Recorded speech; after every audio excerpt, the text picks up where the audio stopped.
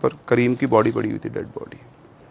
और उस dead body को जब उन्होंने देखा तो सबके होश उड़ गए, क्योंकि उस डेड बॉडी में से उसको देख बिल्कुल सूख चुकी थी वो पत्ते की तरह। ऐसा लग रहा था कि सारा खून किसी ने चूस लिया, वो सफ़ेद हो गई थी और बिल्कुल हड्डियाँ बची हुई, ऐसा मान लो स्किन और हड्डियाँ जो बच जाती है ना, कि आपका सारा पानी खींच लिया किसी ने पूरा। तो उस तरह की उसकी बॉडी की हालत हो गई थी। उसको देखते उसकी करीम की मम्मी बहुत तेज़ रोने लग गई। उसकी करीम की फैमिली, उसके फादर थे और उसकी एक सिस्टर थी और मदर, 4 लोग थे टोटल फैमिली के। बहुत बुरा हाल, अब किसी को समझ में नहीं आ रहा क्या है। और इधर से उमंग से पूछा कि क्या हुआ ये सब, तो उसने बताया कि ऐसे ऐसी एक आदमी दिखा और उसके बाद उसने उसको मार दिया और पता नहीं वो आदमी कहाँ पर है। अब किसी को कुछ भी समझ में नहीं आ रहा है, कोई कर भी क्या सकता है। तो फिर उसकी बॉडी को लेकर आए। अगले दिन उसका जो भी लास्ट रिचुअल्स होते हैं वो किए गए, उसको दफनाया गया।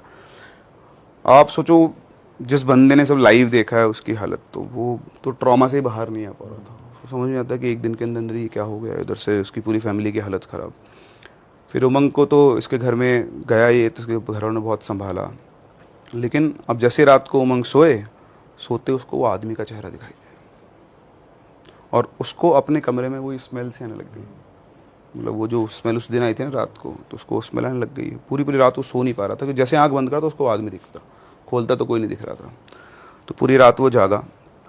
फिर अगले दिन सुबह उठा, अपनी मम्मी को बताया, तो उन्होंने बोला कि कोई बात नहीं, ऐसा हो सकता है तेरे सामने ही सब हुआ है, तो 1-2 दिन ये रहेगा बेटा, तो अपना ध्यान रख।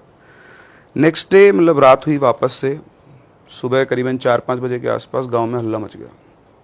तो एक किसान भागता और उसने बोला कि वो मर गया, वो मर गया, वो मर गया।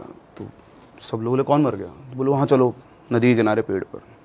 तो सब लोग इकट्ठे होकर भागते हो गए नदी के पेड़ के किनारे। तो वहाँ पर एक लाश लटकी हुई थी, एक लड़की की।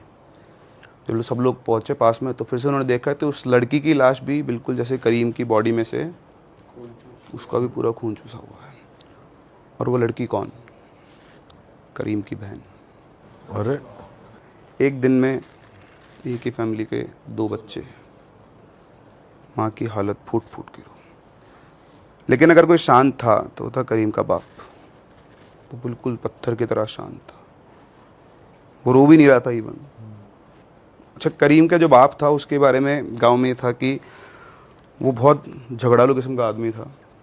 कई बार लोगों ने उसको देखा था कि रात को वो गांव से निकलता था और सुबह से पहले वापस नहीं आता था। वो कहाँ जाता था, क्या करता था, किसी को नहीं पता था। लेकिन किसी ने गलती से उससे पूछ लिया